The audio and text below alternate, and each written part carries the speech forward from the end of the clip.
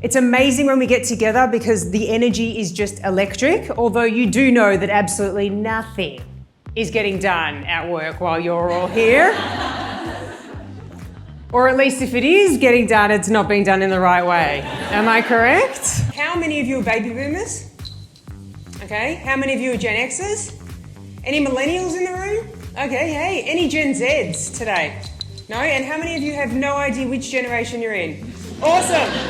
Excellent. That's what I'm here today to talk about. Who's who, what's what, and how do we actually communicate with each other? So, we've just been immersed in a 24/7 digital world, and it just felt like we were in this weird twilight zone of connectedness. There was no start to the day and no end to the day. We lost track of days, we lost track of time, and we lost track of the millions of packages that we ordered from Australia Post.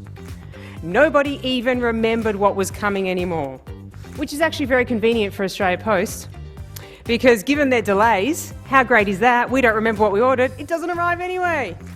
And at every hour, every second, millions of people around the world are posting, commenting, and chronically oversharing. Which actually reminds me, I haven't posted anything to Twitter for about 20 minutes, so can I get a quick photo of you guys? Hands up. A few of you are actually blinking, let's do it again, chins up. Having fun, hashtag fun, great. Good looking crowd, hello content marketers. And I know that we're not all IT and tech people, but can we please just figure out how to use the mute button? There is always one person who has so much microphone noise and feedback coming from their screen that it sounds like they're opening 14 bags of chips right in front of the microphone and we don't know whose window it's from. And you're like, whoever is opening 14 bags of chips, or possibly crafting a tinfoil hat right in front of your microphone.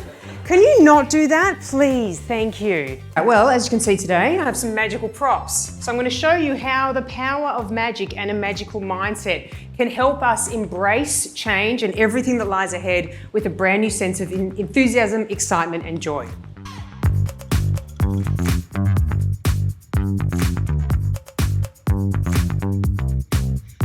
So today I want to talk about innovation in social media as well as how we can be more creative ourselves, because we need to put our heart, our passion and our soul of our business into our socials in order to communicate the experience of actually being in our clinic online so that we can actually convey that.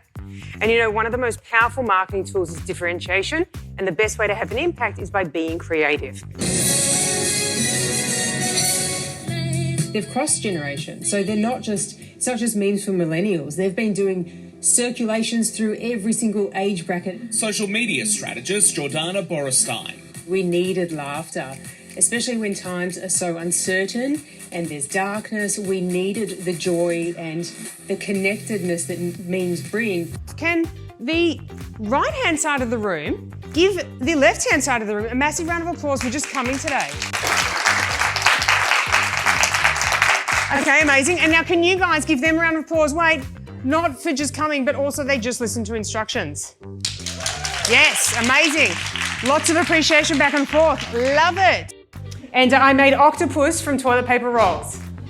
Nothing in my house was safe from glitter glue and sparkles. So evidently I had way too much time on my hands, number one. But when it came to lockdown number 7,599 in Melbourne, whew, I just about maxed out my crafting capacity. So I was like, well, what else even is there?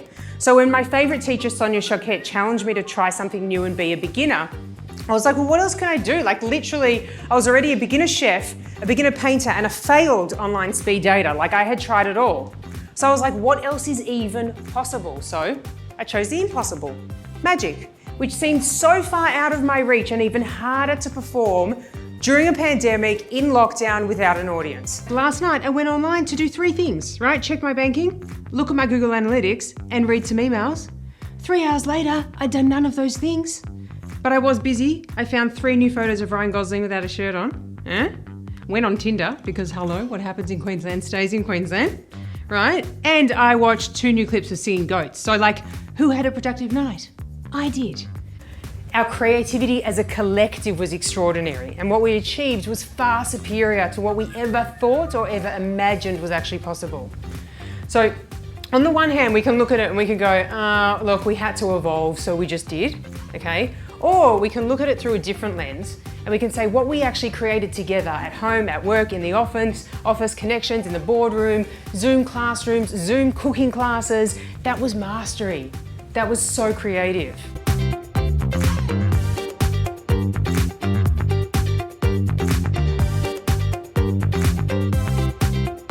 So whenever you're thinking about your visuals, you always want to think about what emotions you want to create. What emotion did that just create for you, right? So if we look at this smiling, disproportionate sized man with briefcase, how do we feel? What do we feel? Nothing, yeah? What about this? Aww. Cute, fuzzy, wondering if its owner is like really twisted. Why is it wearing a necklace? It's probably embarrassed. What about that one? Oh, that one always divides the parents from the non-parents. And also raises the question, is it crying because the ear is pierced? I don't know, just a thought. I embody the exact characteristics that likely annoy each and every one of you who is struggling to understand and having difficulty managing Gen Y staff. Okay, but don't blame it on me, all right? It's not my fault, which is what every millennial says when anything goes wrong. And like, I know it's hard for you guys. You have to put up with like so much from us, okay? We have really high expectations. We're like, why am I not boss yet? And you're like, you're still filling out your job application. You haven't even started.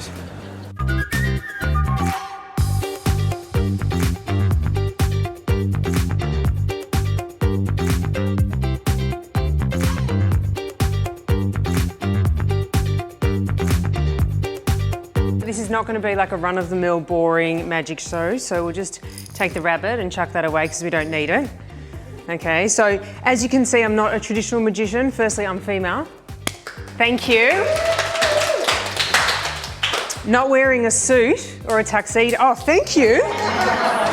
And I will not be crash tackling out of a Houdini straitjacket. Unfortunately, I was ordered to leave mine at the facility.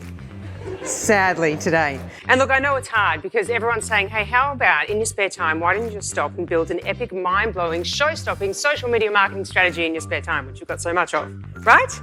You're like, yes, yes, yes. If you just click your fingers like this, if you just go like that, yeah, you have an amazing, amazing social media strategy because it doesn't work like that. Because we all, no matter what industry we're in, we face the same questions. Which content do we post? How do we differentiate our brand and our services? How do we get visibility? And how do we create engaging content that inspires interaction and helps us build a thriving community online? I'm actually really excited to be here today. Do you know, usually when I present at conferences and events, I'm really worried about my dress and about my hair, but today all I really care about is, do my boots have enough arch support? Seriously, very soft soles, just so you know. I love this hybrid world because for those of you at home, how easy is it? You grab a cup of coffee, you roll out of bed, and you're watching this like from the lazy chair. And all of you guys here in Melbourne, how amazing was it to have a shower, put on clothes, and actually see human beings? Absolutely brilliant. And wow, look at that, you're even wearing matching shoes. That's amazing after 4 months of lockdown. Bravo, that's awesome.